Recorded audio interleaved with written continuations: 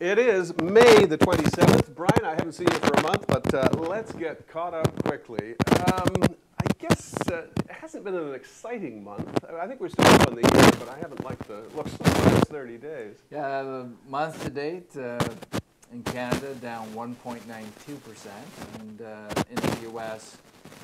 Down 3.61%. But the month's not over.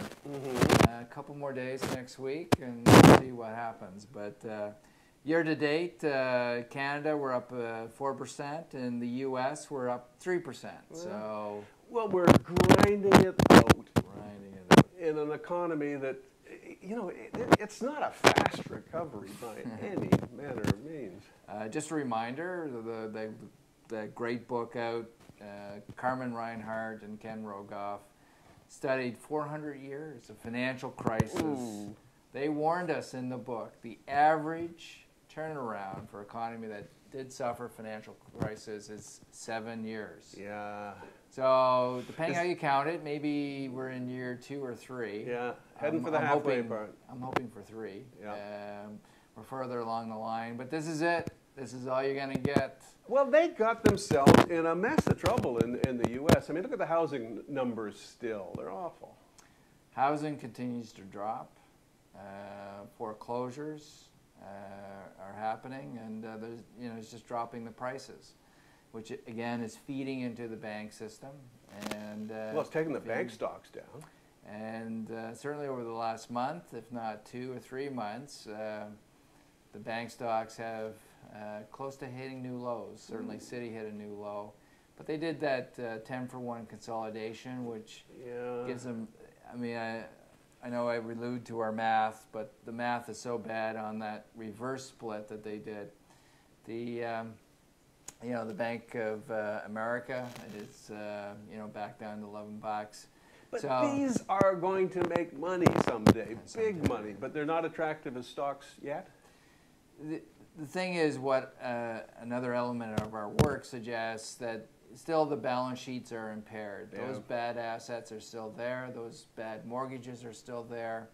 And we're not even talking about the subprime anymore. We're into the prime mortgages. We're seeing higher default rates than usual, certainly on the prime mortgages. And there's some staggering number, like the housing stock that's actually empty in the U.S. is equal to the housing stock of Canada. Wow. So that's going to take a really? long... All of Canada could move south and find a place to live. Exactly. So this is going to take a long time to figure out. And just back to your bank stock question, I get this question all the time, some of it on TV. I think anyone buying the financial sector, certainly in the U.S., it's going to take a lot longer to turn around than what they think. The underlying conditions are somewhat murky. Well, I look at the top 10 in the U.S. fund, which is up on the year to date, of course. I see lots and lots of technology. Large cap technology. Actually, we're almost 40% of the portfolio. Actually, we're running a large cap tech fund.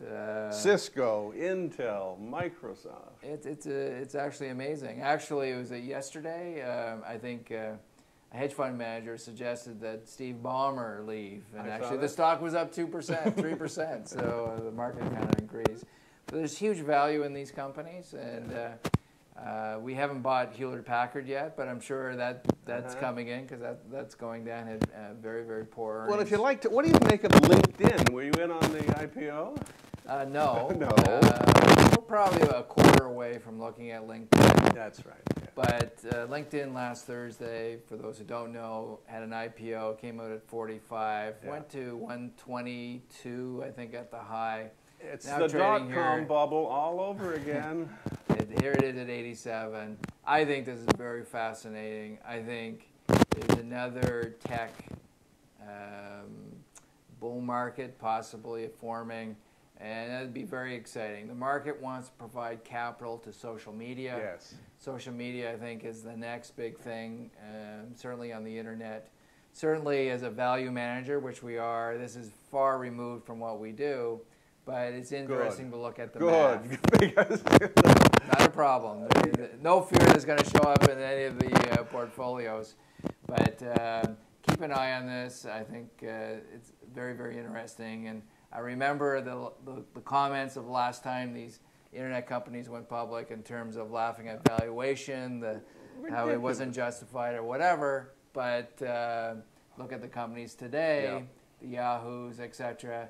The Amazons were born back in 99, 2000. So always be mindful of what's coming ahead. Well, let's look at the Canadian fund for a minute, because it's a very different composition. What I see there are, well, oils, lots of oils, and banks. I don't understand what's going on with the oils. They're just so cheap. I look at that Suncor and I go, wow, this is just an amazing.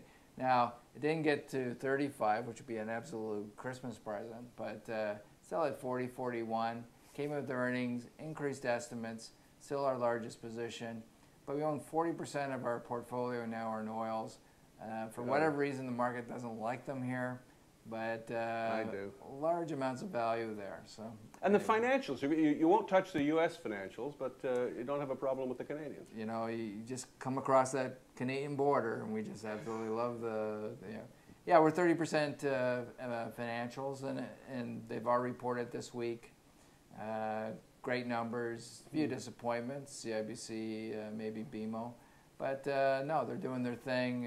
Royal today increased their dividend, and the first sign of that in 13 years, I believe. So, so they're confident, they have lots of capital, and they're increasing their dividends. And as Royal goes, probably the rest will follow, maybe next quarter or maybe next week. So.